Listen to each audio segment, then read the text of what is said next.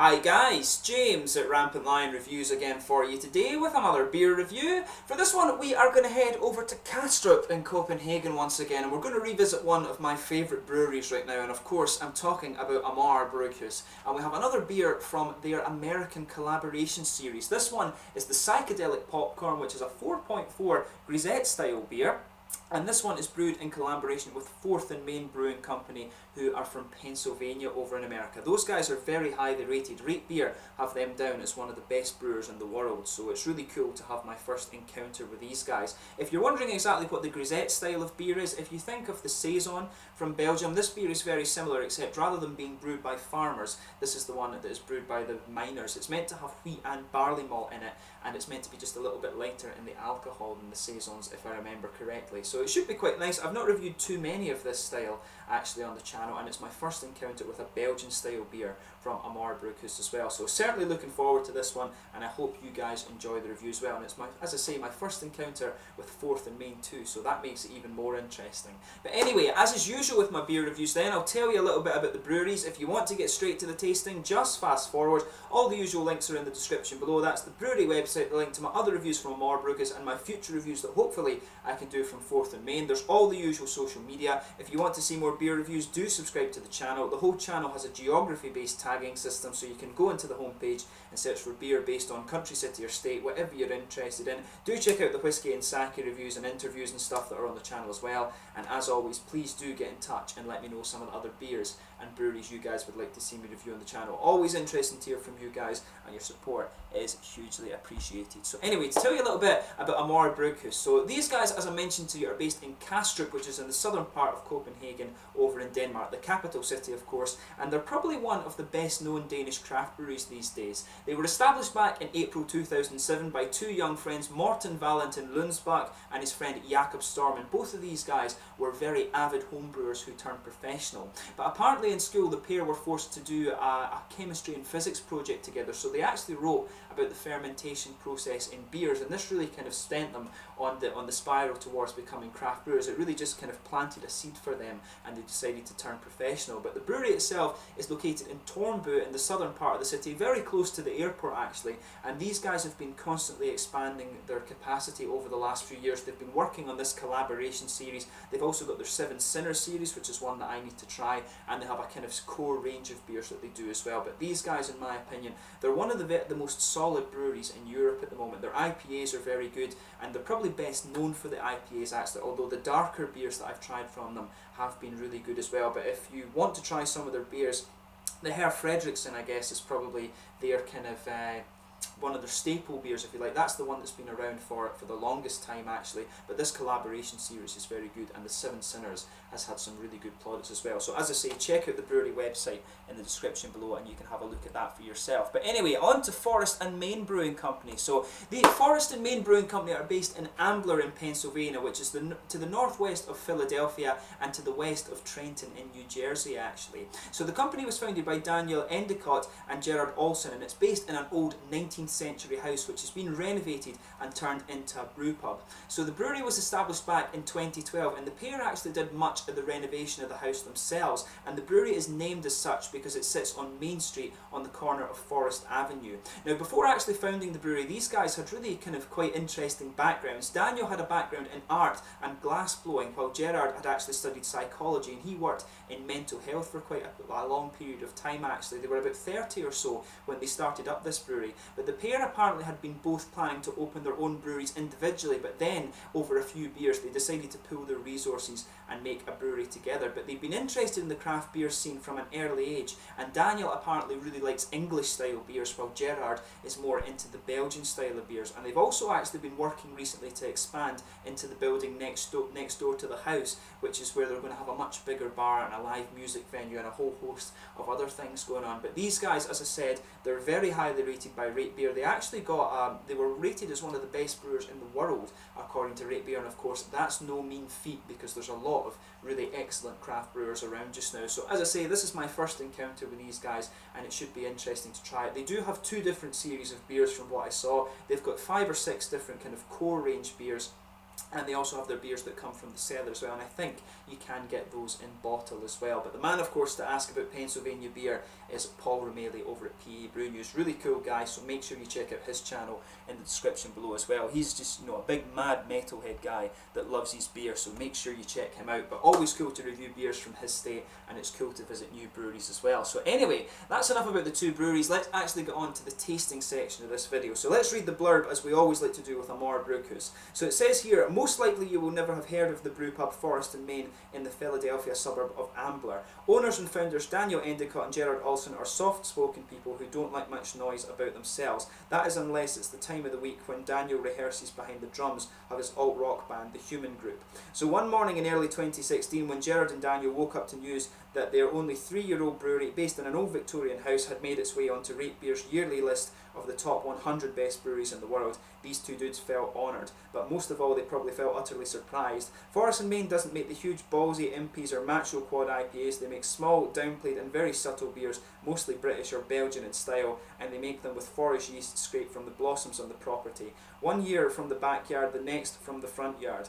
Beers that are perfect in companion to the pub's extremely sophisticated popcorn menu. The beer we brewed on that one pleasant day in Ambler was then aged for 4 months in wine puncheons and has since released in 750ml bottles. Psychedelic Popcorn is a Moore's version of that very same beer with the exact Forest and Main yeast cultures propagated by White Labs Copenhagen, only it hasn't seen a barrel. We call it a grisette, sort of a working class saison, a small and very atypical beer for us. However, we hope that you'll enjoy it nonetheless. So yeah, not a very typical style, I guess you would say, for Amager to brew. Mainly they do IPAs and things, but yeah, it should be really nice. I didn't realise that Forest and Main had a huge popcorn menu as well, actually, so that's another kind of wee interesting quirk about this brewery. So there you are, you can see the nice artwork on this one. You can see the popcorn. I think that's meant to be a kind of glass blowing thing in there with hearts, but it's actually really nicely presented. This one looks really cool. The bottle actually has 1 or 2 scratches on it, but I'm sure that won't affect the flavour of the beer. So yeah, we'll get this guy out and get on with the tasting then. So 4.4% grisette, as I said. It tells you on the side here what hops and things in it. So it has Citra, Mosaic and Chinook with the hops, and it's got Pilsner and Carapils malt, and it uses a house yeast from Forest and Main, of course. 4.4% grisette beer. So let's get this guy out and we'll get on with the tasting then. Definitely looking forward to this beer. So yeah, nice smoky opening there as we open this guy up, and we'll get it out and into the glass. Tell you something, I can smell the Citra just coming out of this beer already. Get those nice kind of light, sort of tropically and juicy fruits that you would expect from this beer style, but very, very nice smelling beer. So yeah, as you can see, and as you would expect from the grisette style, it's poured this really kind of hazy golden straw colour. It's actually really clear towards the bottom of the glass, but there's a lot of carbonation visible in this one, some big bubbles sticking towards the side of the glass, and quite a few little ones just going up towards the bottom of the head there. There's a solid finger of a frothy white head on this one, but it looks really, really quite nice actually. There's a bit of sediment just kind of floating around in this one, very, very small particles, but again, that's something that you just get used to when you're drinking craft beer. It's always the sign of a good beer actually, I should point that out. But you can see there is a degree of transparency to this beer, but at the same time it does have a bit of opacity to it. It is quite hazy. So yeah, let's check out the aroma of this beer then and see how we get on. Yeah, you know, it's kind of as you would expect. You've got this sort of wheaty, kind of almost Saison-like character about this one. You can definitely smell that almost Belgian yeast character. So there's a bit of breadiness in there, a bit of wheat. You can smell a little bit of the kind of spicy character as well. You can pick up a little bit of that kind of pale malt in this one, which is really nice actually. But yeah, there's a bit, you can pick up the citra fruits like I'm saying. There's a wee bit of grapefruit in this one, but that's very, very minimal. It really does lean more towards the yeasty side of things, and the hops actually come out as quite grassy, but you can pick up some of these more kind of almost tropical fruity notes. But it's got a nice grassy character to it. There's a good bit of kind of citric note in there as well. It's almost like it's kind of like a bit of, not quite lemongrass, but not too far away from it, I would say. It's got that lighter kind of lemon sherbet, lemongrass type of feel to it. I can pick up some of the citra characters, as I say, a teeny bit of grapefruit, but maybe the kind of those lighter tropical notes that you pick up that are a bit kind of typical of the citra and the Mosaic, you can pick up a little bit of floral character, but really it's quite a grassy hop character that's coming out of this one. So yeah, take a little bit of time and enjoy the aroma of this one. Not quite gooseberries. I'm trying to pick up the different fruits from the Citra and the Mosaic. It's not quite, it's not really quite like lychees or anything like that. Really, it's more of a kind of lemongrassy sort of citricy thing that's coming out of this one. So it's quite interesting when they've put these different hops in it, because normally with Citra and Mosaic you'd really expect a bit of grapefruit, you know, apricots, peaches, all of these sort of kind of lighter and juicy tropical fruits. The Chinook, of course, as well, is a hop that normally gives you a big kind of piney resin character. So it's interesting with this one just to see that the hoppy aroma is kind of toned down a little bit, and again, that's like what they were saying on the bottle. This isn't the usual thing that you would expect from Amager Bryghus.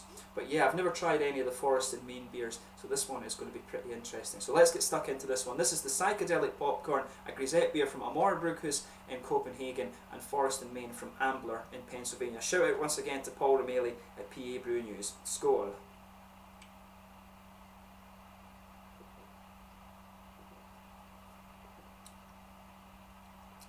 Oh yeah. It's quite nice, very, very light actually, in comparison to some of the other Amager beers. And I've just noticed I've made a mistake in this video as well. I said the beer was 4.4%. It says on the bottle here it's 4.2, so my apologies for that.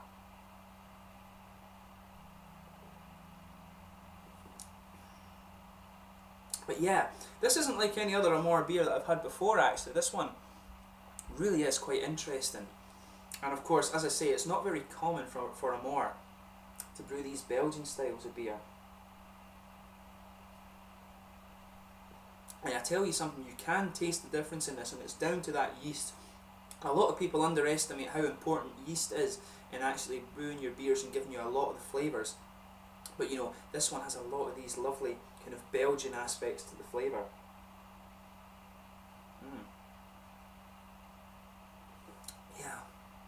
So yeah, this beer is very light in mouthfeel actually, and again, that's what you'd expect from this beer in comparison to the Saison.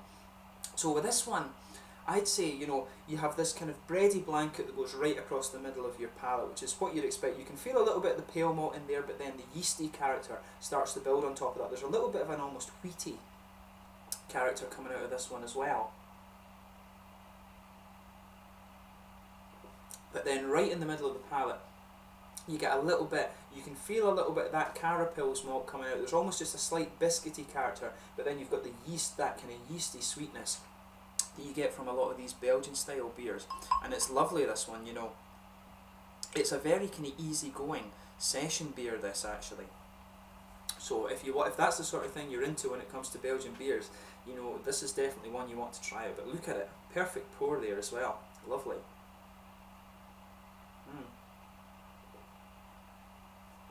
And it's interesting too, because when you actually have the liquid on your palate, you know, you can feel a little bit of the Chinook just wanting to come out and give you that kind of pine resiny character around the edge of the tongue, but then the beer just starts to mellow out. The edge of your palate, there's a wee tiny bit of earthiness in the back corner of the palate. That's a property of the Mosaic. The Mosaic always gives you a lot of tropical fruits, but a nice little bit of earthy character. But as you come further forward, you can feel the beer, it's a little bit more floral, it's a little bit kind of spicy as well. That's another property of the Mosaic hop, but around the front curve of the palate, it really is more grassy, and again, that's kind of going back to what you expect from this grisette style, but it's really nice. The sort of herbal and slightly spicy character to this beer as well, it fits in with the yeast, to be honest. And you know, one thing I should say about this beer, a lot of the Amager beers will kind of blow you away in terms of hoppy bitterness and things like that, or when it comes to the darker beers, the malty sweetness. This one actually is an interesting change of pace for them, because it really is more about how the flavours blend together, and it's cool to see that they can take that approach to their beers and still produce something that's pretty damn good as well, rather than their kind of usual approach. As they said, it's an atypical beer for them. But it certainly has worked out quite well. This would be a really nice kind of session beer for the pub or something like that, and it's got a lot of good flavour as well. As I say, it blends together very, very well. The kind of yeasty character and that slightly more herbal and floral thing that's going on with the hops.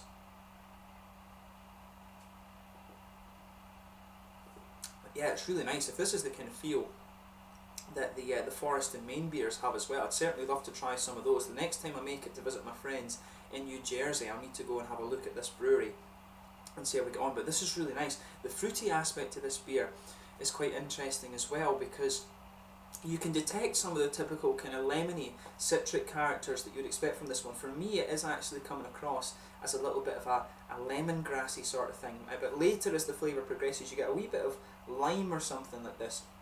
But really, it's a lot of these kind of typical things that you'd expect from the Citra and the Mosaic. It's these lighter tropical fruit notes rather than the more oily kind of grapefruit and passion fruit that you can sometimes get from these things.